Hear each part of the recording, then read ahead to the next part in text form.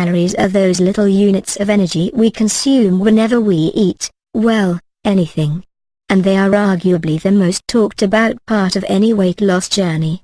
The general rule is that if you eat more calories than you use, you'll gain weight. And if you take in fewer calories than you use, you'll lose weight. And if those numbers are more or less even, your weight will stay about the same.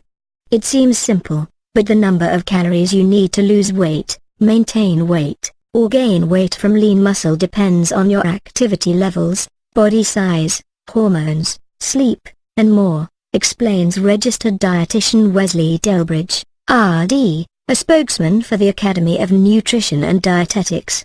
So figuring out how many calories you need per day can be crazy complicated. And, it's also important to remember that, when it comes to cutting calories for weight loss, lower is not always better. According to the American College of Sports Medicine, your calories should never dip below 1,200. That's because most women, unless they are very small, will burn more calories than that doing literally nothing, says registered dietitian nutritionist Jonathan Valdez, RDN, CDN, owner of Genki Nutrition and a spokesperson for the New York State Academy of Nutrition and Dietetics. Less than that and you could shock your body into starvation mode, which will slow your metabolism, decrease your muscle mass, and likely keep you from getting the nutrients you need to sustain daily activity, Delbridge explains. So, if you're asking yourself, how many calories do I need a day? Read on as experts explain what you need to know to get your calorie intake just right. How to determine your base calorie needs. In order to figure out how many calories you need to lose, or even gain weight, you first need to determine how many you need to maintain. As a first step, Delbridge recommends checking out the latest dietary guidelines for Americans, as they can give you a good estimate for what you need to stay the same weight. The guidelines say young women should aim for 1,800 to 2,400 daily calories, depending on age and activity level, but that range isn't necessarily tailored to your specific needs, so it's not as precise as it could be. For a more exact number, start by finding your basal metabolic rate, BMR, which is the minimum number of calories your body burns at rest, suggests physical therapist Grayson Wickham, DPT, CSCS, founder of Movement Vault. Your BMR accounts for 60 to 75% of your total daily calorie burn, according to a review in Medicine and Science in Sports and Exercise. To most accurately calculate your BMR, you'd need to go to a lab to have your carbon dioxide and oxygen analyzed after having fasted for 12 hours and slept for 8. But, that can be a little pricey and a rough estimation of your BMR can be found using a few different equations, says Wickham. One study published by the Journal of the Academy of Nutrition and Dietetics found the Mifflin-Street-Joule equation to be highly accurate, so it is now considered the gold standard when it comes to calculating BMR. For comparison's sake, however, some experts prefer the Harris-Benedict equation for determining BMR. For women, the Mifflin-Street-Joule equation is, BMR equals, 10x weight in kg, plus, 6.25x height in cm, 5x age in years, 161.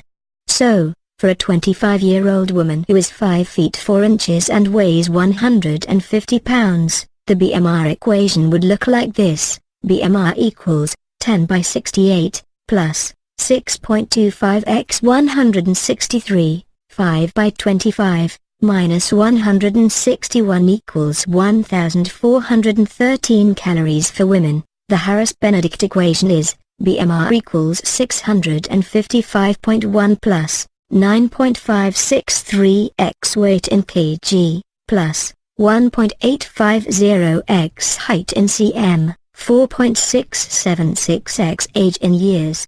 So, for the same woman, the BMR equation would look like this, BMR equals 655.1 plus, 9.563 by 68, plus, 1.850 by 163, 4.676 by 25, equals 1,490. As you can see, the results for both are slightly different, but they're pretty darn close, says Wickham.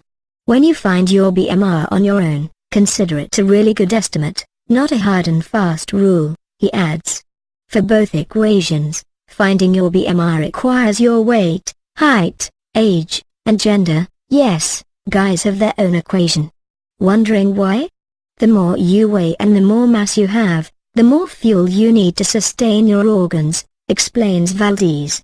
That's why people who weigh more have heavier BMRs. Age is a factor in the equations because, as you get older, muscle mass declines by 5 or so % each decade after the age of 30, Wickham explains.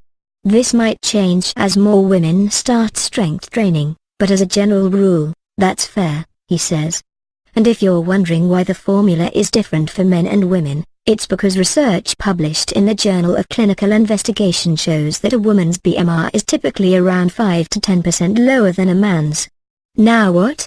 Once you know your BMR, you know the bare minimum number of calories you would need to keep your body alive if you were going to lay in bed all day, says Wickham. But you need to take into account everything else you do that burns calories: walking the dog, folding laundry, climbing 5 floors of stairs to your apartment, bi-weekly CrossFit class, Thursday evening yoga. To do that, multiply your BMR by the factor that best represents your activity level. If you are sedentary equals BMR x 1.2. If you do light exercise 3 days a week equals BMR x 1.375. If you exercise at a moderate intensity 5 days a week equals BMR x 1.55. If you are exercise at a high intensity 6-7 days a week equals BMR x 1.725. If you are into 2-a-days or have a physically demanding job equals BMR x 1.9. How many calories you need to lose weight? Okay, so how many calories do I need a day to lose weight? Once you know how many calories you need to maintain your weight, you simply subtract some calories to put yourself into a caloric deficit. How many calories? Well, to lose roughly 1 pound of fat per week, a healthy goal, you need a 500 calorie per day deficit, he explains. In other words, just delete 500 calories from the number you found above. But a calorie deficit doesn't have to, and, in reality, shouldn't, come solely from eating less, says Valdez. Exercise can help, too. If you are game for taking your workouts to the next level, Valdez recommends decreasing your calories from food by 250 per day, and increasing the intensity or duration of your workouts so that you are burning an additional 250 calories 2 to 3 times a week through exercise. That means if you already take a cycling class 3 days a week, add in a 30-minute walk 2 days per week to keep the calorie burn going. Or, if you currently live a lightly active life, consider incorporating a yoga class, strength training class, or hike into your routine. However, that does mean that on the days you don't do any physical activity at all, you should decrease your calorie intake by closer to 500 calories, he says. Your goal is to burn about 500 fewer calories than you take in per day, through diet, exercise, or both. You do the math.